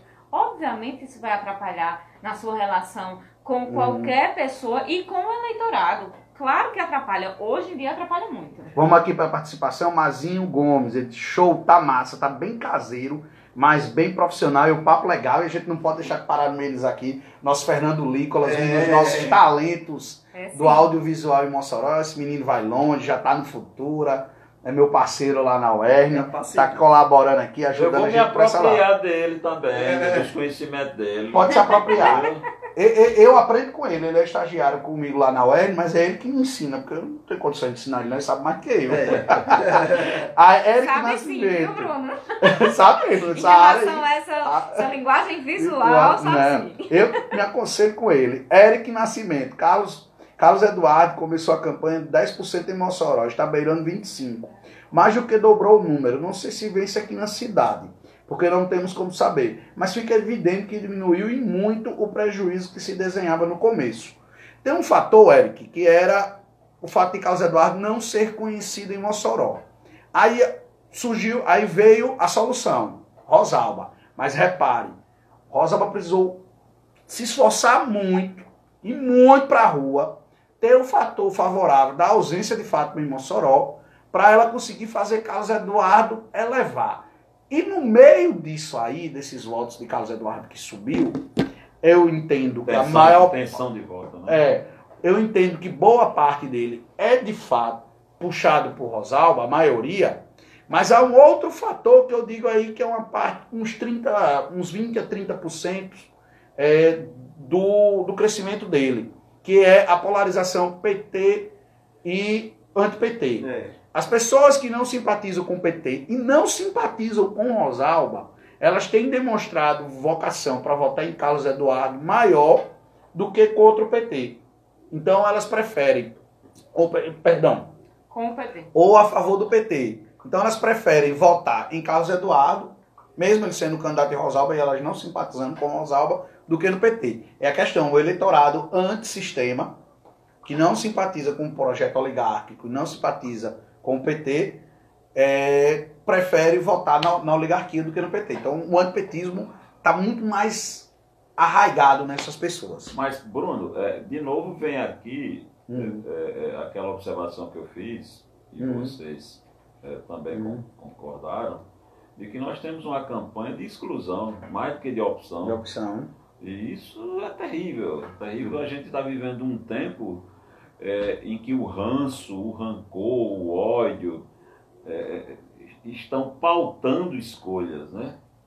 E é muito delicado. A gente caminha no plano municipal, estadual e no plano nacional para um patamar, eu diria, de profundo atraso. Eu acho que não há uma voz de conciliação, Carol. A minoria das intenções de votos são por convicção. É esse fenômeno que a gente observa nessas eleições. É muita insatisfação e é muito voto útil, voto por exclusão, voto de protesto. Iago Bruno Gugel. Vocês como profissionais têm que ter um embasamento para dar opinião. 4 ótimos profissionais, independente das vertentes ideológicas de cada um. E ele nos parabeniza. Márcia. Diz aqui que tem gente que só enxerga o que quer nas pesquisas. Mário dos Anjos. Vamos para Carlinhos aqui logo. Carlinhos diz aqui que é um quarteto que ele admira. Maurício Souza. Existe uma onda muito forte nas redes sociais que impulsiona o nome de Ciro Gomes ao segundo turno. Vocês enxergam viabilidade? E agradecer também Carlinhos Dantas aqui. Mário dos Anjos também quer saber quais são os candidatos de Mossoró que têm chances. Acho que tá bom, né? Pra gente já arrematar essas duas perguntas aqui e depois ir para as considerações finais, se vocês estiverem de acordo. Eu acho que em relação a Ciro Gomes, os números mostram que se houver segundo turno vai ser com Fernando Haddad. Muita gente diz, mas não é possível. Eu conheço muita gente que diz que vai votar em Ciro. Aonde a gente anda, tem gente dizendo que vai votar em Ciro. Também. Na minha bolha também. Eu até também. Mas nas pesquisas, os números não têm mostrado isso. Ciro não tem. Ciro ainda chegou ali a 13%, 14%, mas recuou depois do lançamento oficial da candidatura de Haddad. E nessas últimas que tem aparecido, acabou de sair uma que foi lançada pela Record, eu ainda não olhei, foi divulgada. Mas Ciro também continua ali naquele número estável que não cresce mais. Teve não até tem debate, crescido mais. Teve até o debate ontem na Globo e o marqueteiro, acho que é o marqueteiro, alguém ligado à campanha dele, disse que confiava que Ciro iria virar o jogo por conta das redes sociais que teria. E aí, as redes sociais já cumpriram a missão. Impulsionado muito a candidatura. Elas já impulsionaram Ciro. Ele é muito virtual também. Há muitas páginas, muitos memes dele também, muitos compartilhamentos. Vocês O terceiro lugar de Ciro não é por acaso. Vocês observem o caso do Capitão Estilos. Isso. O Capitão Estilos é ante tudo. Ele é mais antissistema que Bolsonaro, inclusive. Inclusive pela incompreensão que ele demonstra ter do que é ser parlamentar. Inclusive causou até problemas por hora, por conta de algumas declarações de ante tudo. Você observe que ele não fez campanha em rádio e televisão, não tem comício, não tem carreata, não tem santinho, não tem passeada. Santinho parece que está distribuindo, viu? Os adesivos de carro, eu não vi não. Eu só vejo rede social. E ele está nas redes sociais. Então, ele é um fenômeno desse tempo. Se Stevenson tentasse ser candidato há 15 anos, um pouco mais para trás, um pouco mais para cá, provavelmente não teria nem legenda. Mas você vê que ele é um fenômeno desse tempo, um tempo cibernético, em que, vez por outra, surgem pessoas com essa capacidade de catalisar as massas, de galvanizar a atenção. E ele é um fenômeno que caminha para uma eleição sem participar de praticamente nada do que tradicionalmente se promove em termos de eleição. Ele é tudo, ele é o marqueteiro, ele é o candidato. Ele é tudo, assessor de imprensa. Tudo, ele faz tudo. Se eu, você, mesmo a gente sendo do ramo, tentar fazer a mesma coisa, provavelmente não conseguirá isso. Ele é um candidato desse tempo e para essa conjuntura. Será que daqui a 4 anos, esse mesmo estilo, se não for, se desejasse não ser candidato, ele conseguiria esse impulsionamento? Talvez não. A questão de momento, a questão de contexto, a questão da conjuntura. Bolsonaro nem programa fez, né? Levou uma facada que talvez tenha sido o grande capital eleitoral dele nesse tempo todo. Então, nós nunca saberíamos como seria a campanha sem a facada. Uma campanha sem a facada, mas a facada acabou sendo útil para ele. E nesse momento, como você mesmo falou, Bruno, ele está num viés de crescimento. E a gente sente o eco das ruas, essa coisa. Outro fenômeno é que ele tem militância, uma militância do nada. Militância orgânica. Voluntária, né? Voluntária. As pessoas se organizam na rua, no colégio, nas praças, e de uma hora para outra promovem carreatas, etc. Anteontem eu conversava com um amigo, uma cidade aqui perto de Mossoró, e achava que tinham anunciado nas redes sociais que iam fazer uma carreata, ele chegou nesse horário e tinha meia dúzia de pessoas. E depois foi um fenômeno. O PT, por exemplo, enfrenta esse personagem que surgiu, entre aspas, do nada, com essa dificuldade a mais. Um candidato com militância. Como o PT é um dos raríssimos partidos no país que tem militância. Uma militância. Toda a campanha eleitoral nacional que o PT entrar, você sabe que ele terá no mínimo aquele quantitativo de voto, aquele percentual de voto. Quer dizer, uma coisa já enraizada. Então, é algo que também para ser observado, ser discutido pós-eleições de 2018. A Mário dos Anjos tinha perguntado quais são os candidatos de Mossoró que têm chance. Creio que seja na proporcional. Complicado dizer, eu tenho chance. Vários têm. Para estadual, eu diria que Larissa e Jorge do Rosário têm chance. Estão numa coligação dificílima. E na outra coligação do lado certo, tá a Isolda. Eu creio que Isolda tem chance, mas também é muito complicado. É uma coligação bem difícil para ela. Mossoró pode ficar sem deputado estadual, de novo, ou pode eleger 3. Mossoró pode ter de 0 a 3. De 0 a 3. Nativos, né? Nativos. Nativos. Agora nós podemos ter outros nomes que captam voto aqui, etc. Por exemplo, esses nomes que você citou, há uma dificuldade enorme que eles próprios construíram. Por exemplo, Larissa e Jorge foi na escolha partidária. A escolha partidária de PSDB 1 e PR outro, e numa coligação que, por exemplo, tem 14 atuais deputados. Larissa é um deles. A coligação Trabalho e Superação, né? Trabalho e Superação 1, né? Tem 14 deputados estaduais. E eram 15. E nas contas de todo mundo faz 11 ou 12. Ou 12. Então, vai sobrar gente. Então, 14 deputados estaduais.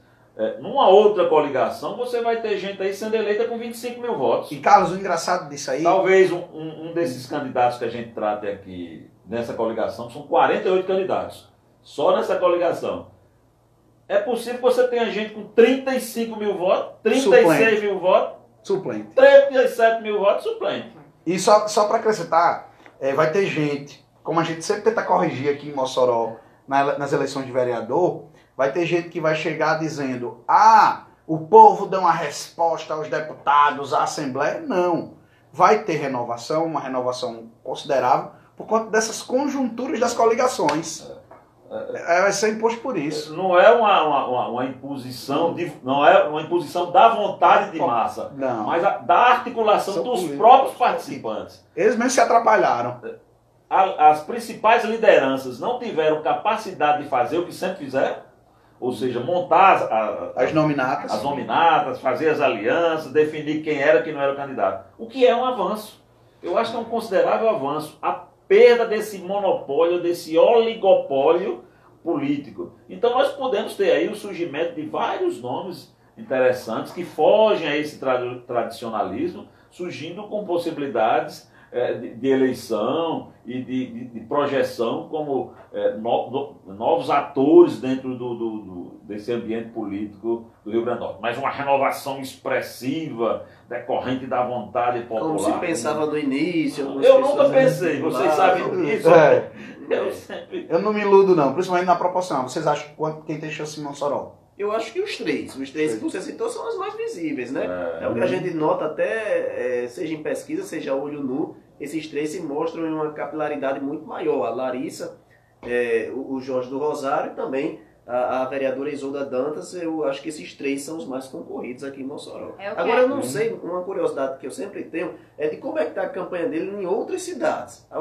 Eu sei que o foco é Mossoró, mas também há uma distribuição do esforço da campanha para os outros municípios. Tem que ter voto fora. Larissa é a prova disso. Teve 24 mil votos. Eu não sei como é que está a campanha em outros municípios. Na campanha de 2014, eu falava até com uma pessoa da assessoria de Larissa, faltando poucos dias, e essa pessoa me perguntou: Carlos, qual é a sua estimativa de voto para Larissa e Mossoró? Eu disse: eu acho que 22 mil, 24 mil, e 30. Eu disse: improvável, 30 mil votos. Mas se conseguir, fantástico. A questão é que eu acho improvável. Então, esse foi um problema de Larissa. Às vezes, a gente até conversa com outras pessoas, e eu conversava depois das eleições, quando a Larissa não conseguiu a reeleição. Acho que Mossoró foi muito ingrata. Eu ouvi isso de uma pessoa. Disse: olha, Mossoró não foi ingrata. Ela teve 24 mil. Mossoró deu a Larissa naquela época uma votação consagradora. Mas ela não teve meios para ir conseguir fora. Larissa teve município que na campanha anterior ela teve 800 e tantos votos, que ela teve 80. Areia Branca. Então, a perda do apoio de Souza em Areia Branca foi fundamental. Então você perdeu 3 mil votos, 3 mil e tantos votos, 4 mil votos. Certo. Quer dizer, isso é uma baixa irrecuperável. Eu vejo nos bastidores, informações, a gente tem, principalmente Jorge do Rosário, trabalha isso melhor. Fora de Mossoró. Fora de Mossoró. Tem uma capilaridade, inclusive em regiões, e aí vem aquela história do só votar em Mossoroense. Vai ter voto no Agreste. Vai ter voto na Grande Natal. Vai ter voto no Seridó. Aí não é para votar no Seridó. Não pode. Aí o candidato do Seridó, Carol, não pode vir pedir voto em Mossoró. Vamos colocar uma placa? Vamos colocar na entrada, num portal e aí. Existe o trauma, né, do moçoroense. Olha, mas tem muita eu participação. concordo pelo Vamos seu dar ponto de chance vista. à participação, que eu acho importante, né? A participação. Só lembrando que o Fefe passou aqui o quadrinho, tem 1h30 de live, viu? Já. Já tem 1h30. Rapaz, vocês conversam demais. E segurando né? o público, viu? Pois é. Deixa o cara falar, cara. Essa questão de captar o voto fora, tem muita questão financeira também, do capital financeiro, e a questão dos apoios, da estratégia que vai ser montada. Tem nomes, então, que já lançaram aqui em Mossoró há muito tempo, mas que não vão conseguir alcançar o número de votos necessário para a sua coligação, porque não tem como chegar lá fora. Tanto em relação a alianças, a apoios de prefeitos ou de lideranças políticas, como com a questão financeira. Então, pessoal, vamos pra gente encerrar, porque, como o Fefe lembrou, é 1h30, é bem cansativo. Para ele também. Pra ele também, ele tá doido pra tomar um negocinho ali. Eu já tô me sentindo na transmissão que a gente vai fazer domingo, que a gente vai passar 2 horas horas falando. no estúdio. Carlinhos Dantas diz que diz aqui, é o padre, né? Padre Carlinhos, que é uma pessoa muito querida. Um abraço. Pense num quarteto, admiro-os. Abraão tem perguntado já quem a gente acha que vai pro segundo turno, a gente já falou, que é, se tiver entre Bolsonaro e Haddad, é consenso aqui. Mário Ilo, saudoso Nilo Santos dizia que existe jornalismo do desejo. Desejoso. É desejoso. É. Ou seja, é quando o Deus. jornalismo não opina fundamentado em dados, mas expressa seu desejo. Edilson está dizendo aqui que me admira, mesmo sendo contra o PT, gosto de lhe ouvir. Vou falar esse negócio porque eu sou do PT, eu sou de esquerda. Ser de esquerda É não diferente. necessariamente é do PT. Eu já deixei de votar no PT várias vezes, viu, amigo? Graça, vocês... ela também mandou perguntas, não vai dar tempo. Romão, o meu elogio que eu mais gosto quando eu recebo, de Romão. Diz que é Bolsonaro, mas me acha um excelente profissional. Eu adoro quando os apoiadores de Bolsonaro me elogiam. Sabe separar as coisas.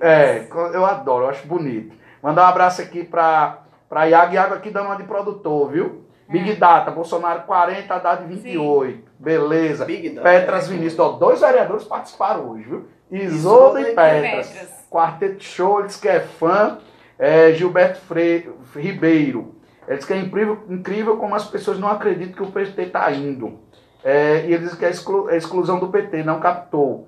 Eu tenho que correr aqui para tentar ler todo mundo. Mandar um abraço para o Igna, ela diz que a live tá maravilhosa. Ela também manda elogios a Fefo, viu?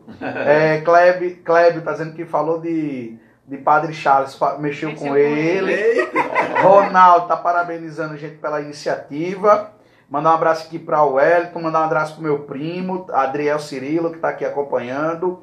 Mandar um abraço também para Luiz Teófilo, Vânia, Ronaldo, o Ebênio. Estava demorando para o Ebênio aparecer aqui. Toninho também, mandar um abraço para Rafael Prachedes. Ele pede pra gente comentar a pesquisa Record. Gente, 1h30 já. A gente também não tem nem como ver os números, a gente tem que olhar os números. Eu vim aqui em função de um cachê robusto. Vamos atrás do cachê. E eu vou fazer fazer um convite aqui, viu, Carol? Erisberto, tô acompanhando, turma boa. Ele pediu um beijo, pediu um amor. Ô, Erisberto, quando acabar aqui, vai ter um negocinho que você foi convidado, viu? A gente tá ali esperando, beleza? Só abrir espaço para as considerações finais, começar com o Carlos Santos. Eu abri o programa até sem ser escalado. Não, mas deu certo. Mas foi no sentido justamente de segurar ou de atrair o público enquanto ele se arrumava. Eu já estava arrumado, né? Olha, eu vou ressaltar o que eu praticamente já disse aqui no começo. Parabenizar pela iniciativa, agradecer pelo convite e também reiterar que me sinto lisonjeado de participar de um projeto dessa natureza, com essa turma jovem que está chegando eu diria, na verdade, essa expressão está chegando, é até um erro meu. Eles já chegaram. Eu tenho 15 anos já Faz nessa tempo, brincadeira. faz tempo que eles estão aí, eu espero que fiquem, e outros tantos ocupem espaço. Você não lembra não, Carlos, mas você me conheceu magro, viu? Então faz tempo. Faz tempo, viu? É. Você se liga, viu, Sal? Porque hoje, às vezes, a gente enxerga a Bruna a 30 metros, não sabe se ele está em pé ou deitado. Aí é sacanagem, mas tudo bem. Então, agradecer isso, reiterar que me sinto lisonjeado pelo convite, me sinto extremamente feliz por participar de uma mesa, um bate-papo coloquial. A gente aqui, tem gente de pé descalço, eu ainda botei um sapato, né? Eu disse que vim bagunçado. Eu fui avisado que não podia usar smoking, essa coisa. Então, excelente, muito obrigado. Espero que vocês que estão do outro lado são... Eu não chamo de seguidor, não. Eu digo sempre, quem tem seguidor é líder de seita. As pessoas que nos acompanham nas redes sociais, muito obrigado pela audiência, pela participação. E isso, acho que só nos fortalece para continuarmos trabalhando, tentando ser não apenas jornalistas, né, mas formadores de opinião. Não a minha opinião, mas fomentadores, eu diria, de bolhas críticas. Isso é tão importante para a sociedade, para a construção, essa dialética tão importante para a construção de uma sociedade melhor. Carol Ribeiro. Exatamente, concordo com o Carlos Santos. Agradeço, Bruno, mais uma vez pelo convite. Participei, foi semana passada? Foi, quinta-feira. A gente já trabalhou tanto de lá pra cá, porque pra dois mim... cachês, então, né? Dois e bons. Agradeço muito a primeira live que eu participei, teve uma resposta muito boa. E agora também acompanhado aqui dos outros colegas que são companheiros diários aí nas discussões políticas. Agradeço muito, acho muito bom essa resposta, essa interatividade da gente aqui nas redes sociais. Então, muito obrigada. Sigam não, né? Acompanhem, né? Obrigada, Carlos, pelo novo conceito. Nos acompanhe nas redes sociais. Tem o Facebook, Carol Ribeiro, você vai procurar se tiver dúvida, porque tem muita Carol Ribeiro no mundo. Carol Ribeiro Mossoró, que sou eu. E aí tem também o Instagram, @Carol Ribeiro, Carol Emílio Ribeiro, tem o @blog Carol Ribeiro e o blog carolribeiro.com.br, que temos que divulgar, né, Saulo? Porque estamos chegando lá. Não cheguei ainda não, viu, Carlos? Estou chegando. Quando eu crescer, eu quero ter um pouquinho dos dois. E aí o Saulo vai comigo, do meu lado. Eu vou dessa. Saulo, considerações finais? Eu agradeço muito, é uma honra, na verdade, estar aqui com vocês, três profissionais que eu admiro muito, sobretudo pelo zelo com a informação que sempre tiveram, que demonstram ter, que realmente têm, e é realmente uma honra para mim aqui estar com vocês. Eu agradeço pela oportunidade, pela interação, achei bem legal mesmo esse debate, e sigam lá também no Instagram, hein? Blog Saulo Vale, e também no blog www.saulovale.com.br. Valeu, Bruno Barreiro. Valeu! Agradecer a vocês que ficaram acompanhando mais de 1h30 de bate-papo, seguraram a audiência, ficou sempre com uma boa participação. Muita gente, infelizmente, não deu para participar, porque juntar aqui eu, Carlos Santos, Carol e Saulo, não vai sobrar muito espaço para alguém falar. Mas a gente tentou aqui, eu tentei aqui interromper para poder dar para todo mundo falar. Então agradecer, fico muito honrado com as participações, com a atenção dos meus companheiros de trabalho. A gente troca muita figurinha, porque ninguém é dono da verdade, tem que todo mundo se consultar, pedir opinião, para poder aprender juntos. Então eu agradeço demais a participação de vocês. Time. Não é consideração final não, mas por que é que a gente não convida aqui para apresentarmos também aos nossos internautas? Feifo. Verdade. O produtor do programa. Era a parte final que eu ia fazer, você já antecipou. Aí já é uma forma de agradá-lo, viu? Como é que eu vou aparecer? Como é que ele vai aparecer aí? Vem aqui, você faz uma cena e volta. Vai lá. Eu ia chamar ele pro final, mas vem lá, aqui, ó. É ele, viu? Ele que mostrou aí, que organizou tudo, fez tudo dar certo esse evento ser um sucesso. Fefa então, talento, cinegrafista, já tá até na TV Futura, pra você ver o talento do rapaz. Ele é bom em fotografia, é bom em edição de vídeo, é bom em edição de fotos, ele é bom como cinegrafista, Ele não fica muito tempo em Mossoró, não. Eu digo isso pra ele todo dia. Ele é um cidadão do mundo. Um dia desse ele tava lá no meio da Amazônia, no meio dos índios, fazendo documentário pro futuro. Então ele é uma joia rara que tem em Mossoró. Que coisa bacana. A gente está encerrando o programa e falando de um talento, mais um talento local, que vai oxigenando, renovando esse ambiente profissional. E aos poucos vai substituir esse pessoal, vocês, vai substituindo a gente que cumpriu, eu acho que eu e tantos outros, nós cumprimos uma tarefa importante mais atrás. Eu sou um dinossauro, sou sobrevivente, mas eu espero ainda passar um tempo considerável por aqui. Mas é importante a gente saber que estão chegando outras pessoas, outros profissionais, gente interessada, dedicada, apaixonada, em viver o jornalismo em sua intensidade. Então esse rapaz é mais um exemplo. E temos nossa UERN, né? Sempre revelando talento. É de lá. É de lá. Pois é, que bom. Então, pessoal, com essa homenagem aí a Fefo, homenagear, sem ele não teria dado certo. Agradecer a todos pela participação. Acompanhe a nossa cobertura lá na TCM, comigo, com o Carol, a gente vai estar lá trabalhando. Von Nuve não pôde vir por causa da garganta, deu uma de Lula, que furou a entrevista comigo com o Carol. Eu desconfio que é munganga. Não sei, como ele é um grande imitador, não duvido não. Então, boa noite, obrigado. Agora a gente vai ali tomar uma coisinha pra gente dar uma relaxada. Boa noite, tchau. Valeu.